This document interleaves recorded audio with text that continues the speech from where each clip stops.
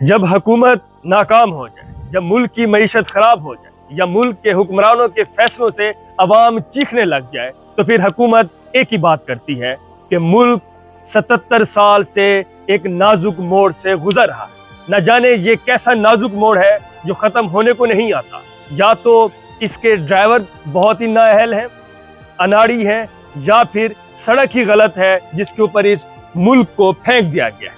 रात को सोते हैं पेट्रोल की कीमत कोई और होती है, सुबह उठते हैं पेट्रोल की कीमत कोई और होता है। आज रिक्शे वाला, आज एक मोटरसाइकिल वाला और आज एक किसान ये सोच रहा है कि ये मुल्क किस तरफ जा रहा है। 460 रुपए लीटर पेट्रोल कौन डलवाएगा। पेट्रोल की प्राइसेस बढ़ती जा रही हैं मगर तनख्वाहें उधर की उधर है। ऐसा पेट्रोल, ऐसी पेट्रोल की कीमतें जो एक इंसान की तनख्वाह को निकल जाए। यहाँ पर बिजली महंगी, पेट्रोल महंगा, गैस महंगी और तो और यहाँ पर जिंदगी भी महंगी है। ये एक ऐसा मुल्क बन चुका है जहाँ पर तालीम, सेहत और इंसाफ सबसे महंगा है। न जाने ये कैसा मुल्क है और इस मुल्क को चलाने वाले हुक्मरानों की सोच क्या है। असल में मुल्क 77 साल से किसी नाजुक मोड़ से नहीं गुजरा, बल्कि इस मुल्क को चलाने वाले 77 साल से बुरे फैसले कर रहे हैं और नाजुक फैसले कर रहे हैं। उनके फैसले नाजुक हैं जिनकी वजह से आज मईशत खराब है। ये हुक्मरान हुकूमत को नहीं चला सकते। पेट्रोल की प्राइसेस इंक्रीज होती जा रही है मगर इनकी अपनी सिक्योरिटी में, इनके प्रोटोकॉल में 40-40 गाड़ियां और उन 40-40 गाड़ियों का पेट्रोल अलग। हमारे ही टैक्सेस से ये पेट्रोल पे किया जाता है और हमें ही सहूलत नहीं दी जा रही है। जब आलमी मंडी में कीमत $86 पर बैरल पेट्रोल मिल रहा है तो पाकिस्तान में पेट्रोल की कीमत महंगी क्यों?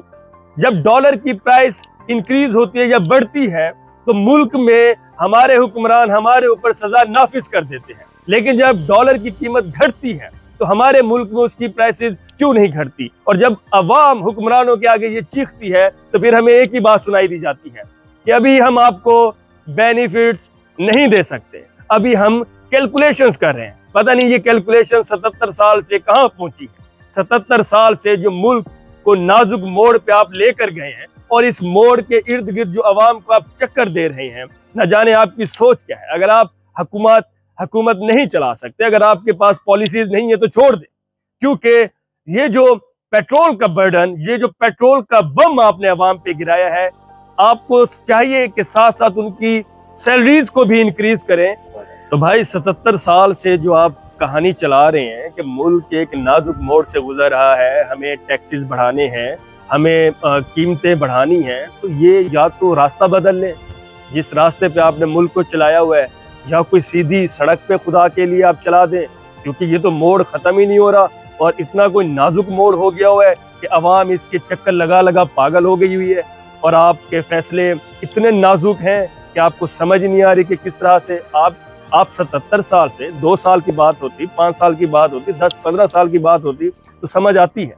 77 साल से मुल्क नाजुक मोड़ पे चल रहा है। या आपके नाजुक फैसले हैं, या आपके पास इकोनॉमिक पॉलिसीज नहीं है, या आप एक फेलियर गवर्नमेंट है, या आपके पास इस तरह की पॉलिटिकल स्टेबिलिटी, इकोनॉमिक स्टेबिलिटी आप नहीं ला सकते, तो आप मुल्क को छोड़ दें। मुल्क तो वैसे भी आप लोगों ने खराब कर दिया, मुल्क में तो कुछ रहा ही नहीं है।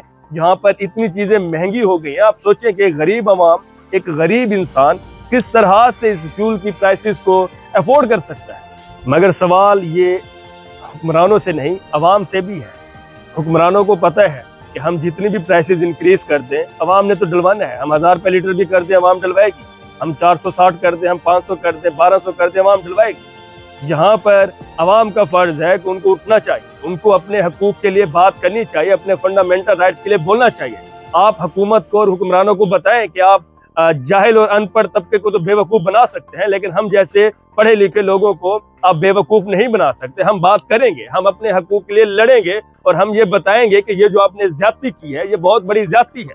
आप 460 रुपये लीटर किस तरह से पेट्रोल की प्राइसेस को इंक्रीज कर सकते हैं, जबकि आलमी मंडी में, इंटरनेशनल मार्केट में पेट्रोल की प्राइसेस इतनी नहीं है। जस्ट $86 पर बैरल वहाँ पे प्राइस है, तो फिर यहाँ पे क्यों प्राइसेस इंक्रीज की जा रही है? या तो आप अपना IMF के साथ कुछ इस तरह के एग्रीमेंट्स किया करें कि हमारी आवाम गरीब है, हम उनके ऊपर बर्डन नहीं कर सकते, हम उनके ऊपर इस तरह के बॉम्ब्स नहीं गिरा सकते। आपको अपनी आवाम का सोचना चाहिए। अगर आप अपनी आवाम का नहीं सोचते तो याद रखें, आपने फिर इलेक्शन में हमसे वोट लेने आना है और हम जैसे पढ़े लिखे लोग आपको वोट नहीं देंगे और आपको अपने गली मोहल्लों में घुसने भी नहीं देंगे।